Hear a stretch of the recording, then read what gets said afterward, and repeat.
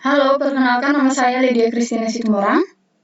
Pada kali ini kita akan membahas mengenai bagaimana belajar yang menyenangkan, berhasil, dan juga membangun karakter.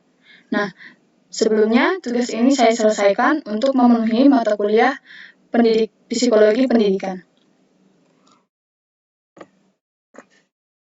Yang pertama sekali, kita mulai dengan pengertian dari teknik belajar. Teknik pembelajaran sendiri dapat diartikan sebagai cara yang dilakukan oleh seseorang dalam mengimplementasikan suatu metode secara spesifik. Artinya, teknik pembelajaran ini adalah cara guru bagaimana menyampaikan bahan ajar yang sudah disusun dengan metode tertentu berdasarkan pendekatan yang dianut. Selanjutnya ada jenis teknik belajar. Teknik belajar yang pertama adalah dengan cara teknik ceramah. Yang kedua adalah teknik diskusi. Nah, teknik ini menerapkan bagaimana setiap siswa harus berdiskusi mengenai suatu topik yang sudah dipersiapkan oleh guru sendiri ataupun pendidik. Yang ketiga, teknik tanya jawab. Nah, teknik tanya jawab ini adalah teknik berupa pemberian pertanyaan dan juga harapan dari diberinya pertanyaan ini adalah adanya keaktifitasan siswa untuk aktif dalam memberi jawaban. Yang ketiga adalah teknik penugasan. Selanjutnya adalah teknik simulasi, lalu teknik inquiry, teknik eksperimen. Teknik eksperimen ini adalah teknik bagaimana suatu pembelajaran tersebut dilakukan dengan cara bereksperimen. Selanjutnya adalah teknik karya wisata, lalu teknik tutorial, dan juga teknik problem solving.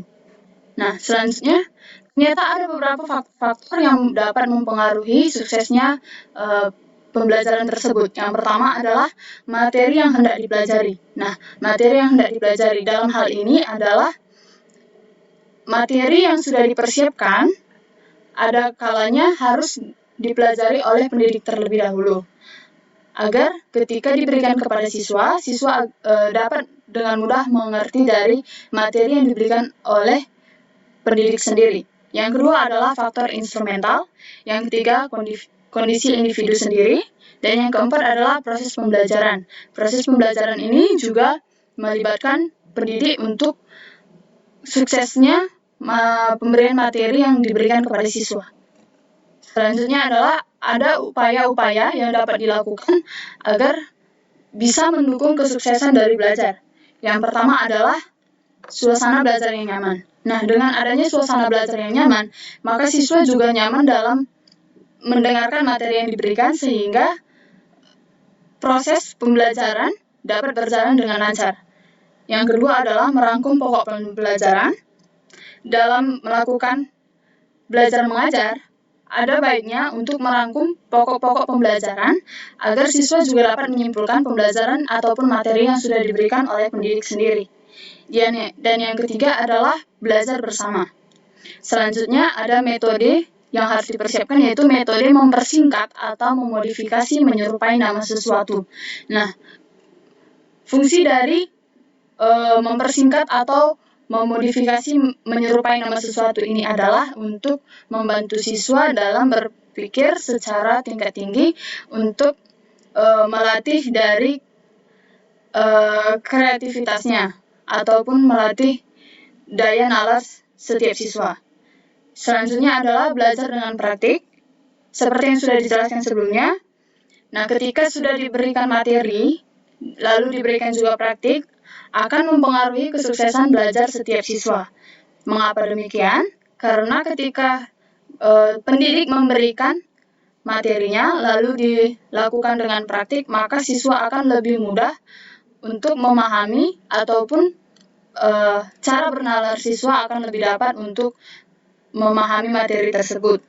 Selanjutnya adalah belajar rutin, tetapi jangan lama. Nah, ini juga perlu karena ketika belajar rutin dan juga dilakukan dengan waktu yang lama, akan membuat siswa bosan sehingga akhirnya materi yang diberikan oleh pendidik tidak sampai kepada siswa ataupun meskipun sampai ingatan tersebut tidak akan lama karena siswa sudah terlebih dahulu merasa bosan terhadap materi yang diberikan oleh pendidik karena waktu yang disediakan pendidik untuk mengajarkan materinya juga sangat lama, sehingga akan mengakibatkan siswa-siswinya menjadi bosan.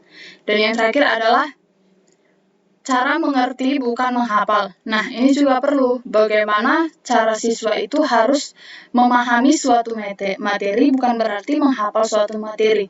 Mengerti dan menghafal ini adalah dua hal yang berbeda. Ketika seseorang mengerti akan materi, maka ia akan sudah otomatis untuk menghafal dengan waktu jangka lama.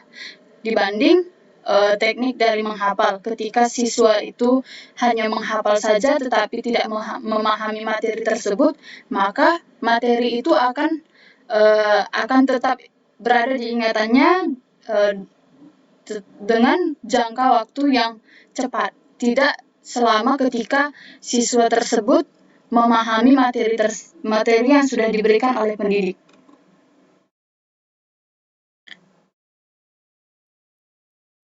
Demikianlah materi yang dapat kita bahas pada hari ini mengenai bagaimana cara belajar yang menyenangkan, berhasil, dan juga membangun karakter.